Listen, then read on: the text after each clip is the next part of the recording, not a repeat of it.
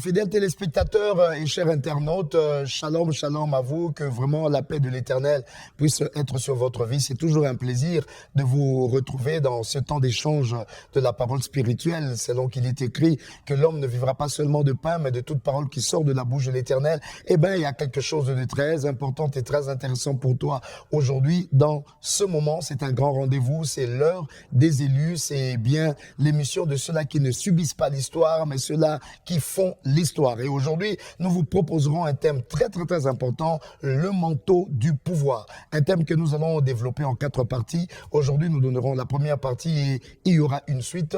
Évidemment, cette émission vous sera présentée par votre humble serviteur, l'apôtre Gauthier Mbilé. Donc, nous sommes dans ce temps organisé par la Grande Mission Génération Jésus internationale avec son église locale, la Chapelle des Conquérants qui est située à Libreville au Gabon. Si vous avez le temps, venez partager des moments avec nous à la Chapelle des Conquérants derrière le palais de justice. Donc que l'Éternel vous bénisse. Dans quelques minutes, nous vous retrouvons pour le développement de ce grand thème, le manteau du pouvoir. Amen.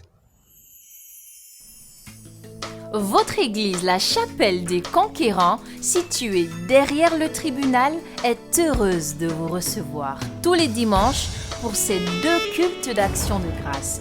Venez nombreux, prières et moments d'enseignement vous y attendent. Alors, gloire à Jésus, nous voici donc de retour pour partager ce thème que nous vous avons annoncé à l'ouverture de l'émission, le manteau du pouvoir. Le pouvoir, c'est d'abord quelque chose de spirituel. Ainsi, je vais lire avec vous un texte dans 2 Rois au chapitre 2 et nous allons développer ce voyage vers le monde du pouvoir. Comment, en fait, accéder à ce manteau qui est le manteau du pouvoir. La Bible nous dit dans 2 Rois au chapitre 2, « Lorsque l'Éternel fit monter Élie au milieu du ciel dans un tourbillon, Élie partait de Gilgal avec Élisée. Élie dit à Élisée, reste ici, je te prie, car l'Éternel m'envoie jusqu'à Béthel. Élisée répondit, l'Éternel est vivant, ton âme est vivante, je te quitterai point, et y descendirent à Béthel. Les fils des prophètes qui étaient à Béthel sortirent vers Élisée et lui dirent, sais-tu que l'Éternel enlève aujourd'hui ton maître au-dessus de ta tête? Et il répondit, je le sais aussi, taisez-vous. Élisée lui dit, Élie plutôt lui dit, Élisée, reste ici, je te prie, car l'Éternel m'envoie à Jéricho. Et il répondit, l'Éternel est vivant et ton âme est vivante. Je ne te quitterai point. Et ils arrivèrent à Jéricho. Les fils des prophètes qui étaient à Jéricho s'approchèrent d'Élisée et lui dirent, sais-tu que l'Éternel enlève aujourd'hui ton maître au-dessus de ta tête? Et il répondit, je le sais aussi, taisez-vous. Élie lui dit, reste ici, je te prie, car l'Éternel m'envoie au Jourdain. Il répondit, l'Éternel est vivant et ton âme est vivante, je ne te quitterai point. Et ils poursuivirent tous 2 leur chemin. 50 hommes d'entre les fils de prophètes arrivèrent et s'arrêtèrent à distance vis-à-vis, et eux 2 s'arrêtèrent au bord du Jourdain. Alors Élie prit son manteau, le roula et en frappa les eaux qui se partagèrent ça et là, et ils passèrent tous 2 à sec. Lorsqu'ils eurent passé, Élie dit à Élisée, demande ce que tu veux que je fasse pour toi, avant que je sois enlevé d'avec toi. Élisée répondit, qu'il y ait sur moi, je te prie, une double portion de ton esprit. Et Élie dit, tu demandes une chose difficile, mais si tu me vois pendant que je serai enlevé d'avec toi, cela t'arrivera ainsi, sinon cela n'arrivera pas. Et comme il continuait à marcher en parlant, voici un char de feu, des chevaux de feu, et qui les séparèrent l'un et l'autre. Et Élie monta au ciel dans un tourbillon. Élisée regardait et criait, mon père, char d'Israël et sa cavalerie, et il ne le vit plus. Saisissant alors ses vêtements, il les déchira en 2 morceaux. Il releva le manteau qu'Élie avait laissé tomber, puis il retourna, s'arrêta au bord du Jourdain. Il prit le manteau qu'Élie avait laissé tomber, il en frappa les eaux et dit, où est l'Éternel, le Dieu d'Élie? Lui aussi, il frappa les eaux qui se partagèrent ça et là, et Élisée passa. Alors, il y a ici 4 villes que je donnerai chaque ville à chaque émission pour donner la signification qui s'y cache. Il y a Gilgal, il y a Béthel, il y a Jéricho et il y a Jourdain. Les 4 endroits où Élie a été envoyé par Dieu, et il a été suivi par Élisée qui avait en lui l'inspiration de porter le manteau de Dieu pour l'accomplissement du pouvoir. Ce monde dans lequel nous trouvons est un monde de pouvoir, est un monde pour l'exercice du pouvoir. Et comme je l'ai dit, le pouvoir, c'est pas quelque chose que l'on cherche en se corrompant, en se battant de soi-même. Le pouvoir est carrément un revêtement de Dieu. C'est un manteau que Dieu te donne où il y a deux choses dedans. Il y a la permission d'agir, de faire des choses, de réussir des choses, et il y a la capacité de les réussir. Dans le pouvoir, il y a la permission et il y a la capacité de faire des choses. Parce que l'Éternel, notre Dieu, veut imposer des choses sur la terre et il veut imposer ces choses-là par toi. Nous avons donc une relation avec notre Dieu qui nous permet d'exercer son pouvoir à lui sur la terre. Parce que dans le pouvoir, il y a une connexion entre celui qui est le donateur du pouvoir ou le donneur du pouvoir et celui qui est le détenteur du pouvoir et celui qui est le porteur du pouvoir, celui qui est le bénéficiaire du pouvoir. Donc ça commence d'abord par le donateur, le donneur ou le détenteur qui est Dieu lui-même, et il y a le porteur que dont nous sommes et il y a le bénéficiaire du pouvoir. Nous recevons de Dieu un pouvoir et ce pouvoir-là c'est pas pour nous, ce pouvoir-là c'est pour les bénéficiaires qui vont justement voir l'action de notre pouvoir, leur faire du bien, leur ouvrir des portes. Et Dieu veut donc pour cela. Alors, la première ville d'où Élisée part s'appelle Gilgal. Et Gilgal, si nous lisons dans la parole de Dieu, nous pouvons retrouver cela dans le livre de Josué au chapitre 4. Dans le livre de Josué au chapitre 4, on nous présente Gilgal. Et là, dans le livre de Josué au chapitre 4, il s'agit du peuple d'Israël qui traverse d'abord la mer Rouge et ensuite Moïse meurt. Josué prend la relève et Josué doit amener les enfants d'Israël à traverser le fleuve qu'on appelle le fleuve Jourdain. Et quand ils traversent le fleuve Jourdain, Dieu leur recommande quelque chose. Il demande aux enfants d'Israël de faire quelque chose que nous allons donc lire. Donc je dis dans Josué au chapitre 4, à partir du verset 1 et jusqu'au verset 6, la Bible dit « Lorsque toute la nation eut achevé de passer le Jourdain, l'Éternel dit à Josué, prenez 12 hommes parmi le peuple, un homme de chaque tribu, donnez-leur cet ordre. Enlevez d'ici, du milieu du Jourdain, de la place où les sacrificateurs se sont arrêtés de pied ferme, 12 pierres que vous emporterez avec vous et que vous déposerez dans le lieu où vous passerez cette nuit. Josué appela les 12 hommes qu'il choisit parmi les enfants d'Israël, un homme de chaque tribu. Il leur dit, passez devant l'arche de l'Éternel, votre Dieu, au milieu du Jourdain, et que chacun de vous se charge d'une pierre sur son épaule, selon le nombre des tribus des enfants d'Israël. Et afin que cela soit un signe au milieu de vous, lorsque vos enfants demanderont un jour, que signifient pour vous ces pierres? Vous leur direz donc que nous avons traversé le Jourdain à sec.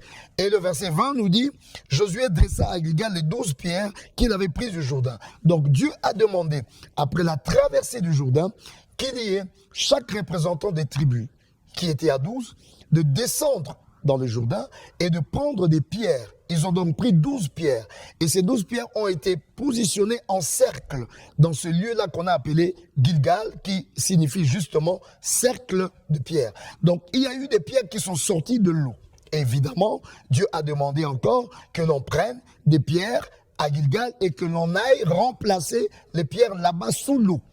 Donc, ces pierres ont été sorties de l'eau parce que l'homme qui est candidat à avoir le manteau du pouvoir doit un homme qui est sorti de l'eau et qui est sorti du lot.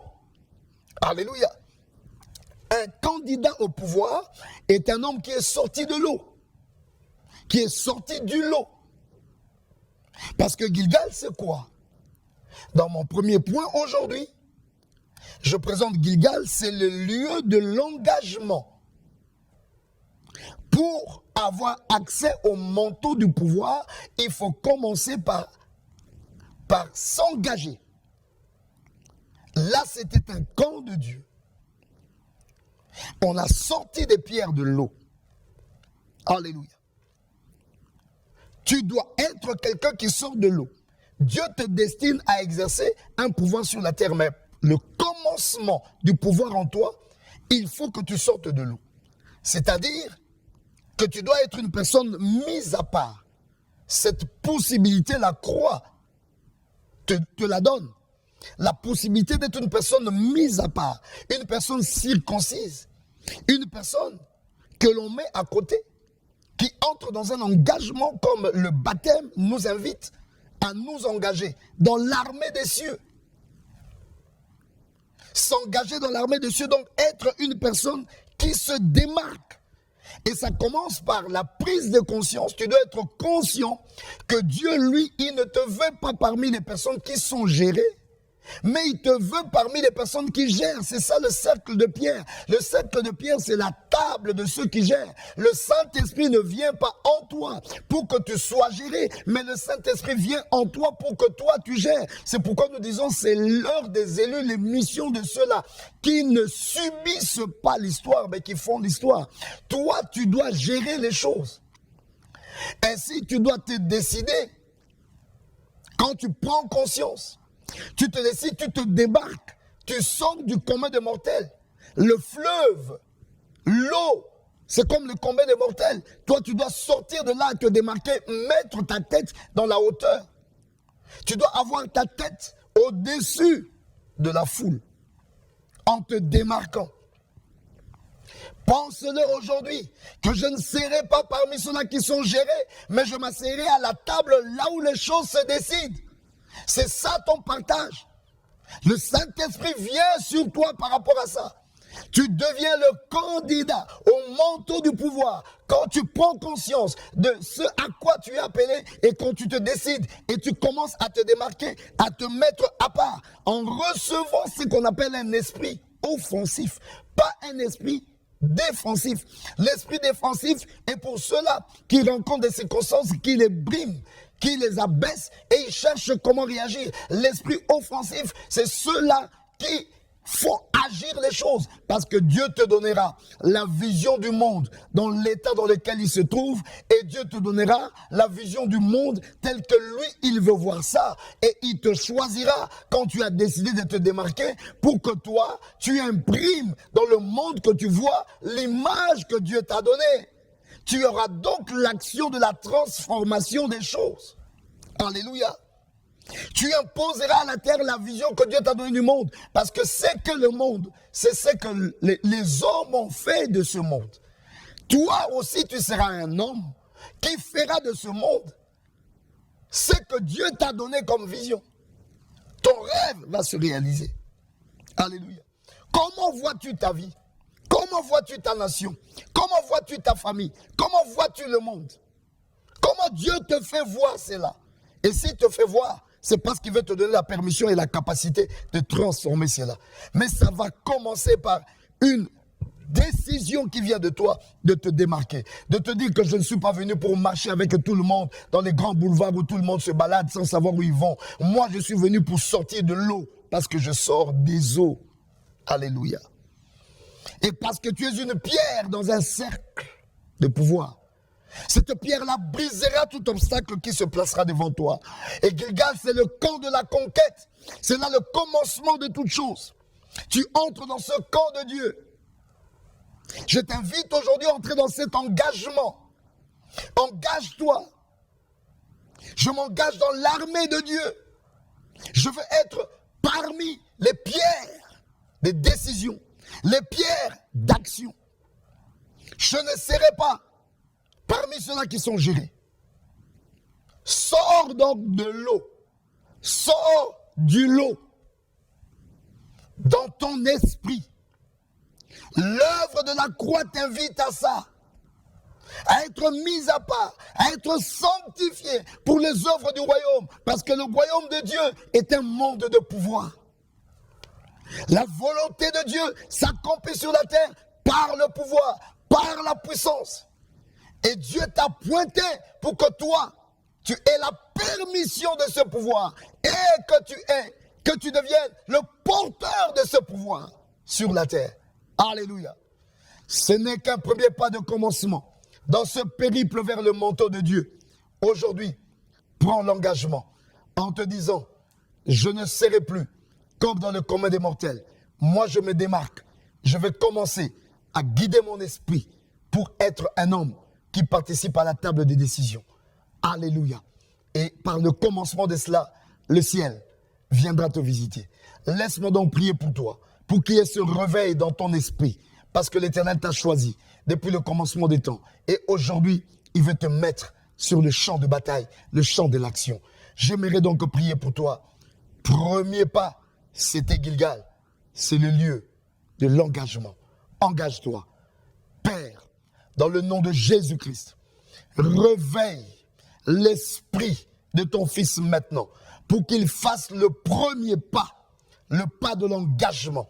Donne-lui un esprit offensif par la décision qu'il prend maintenant de ne pas se noyer dans le commun des mortels, mais de devenir une pierre dans le cercle du pouvoir. Dans le nom de Jésus-Christ, sois béni.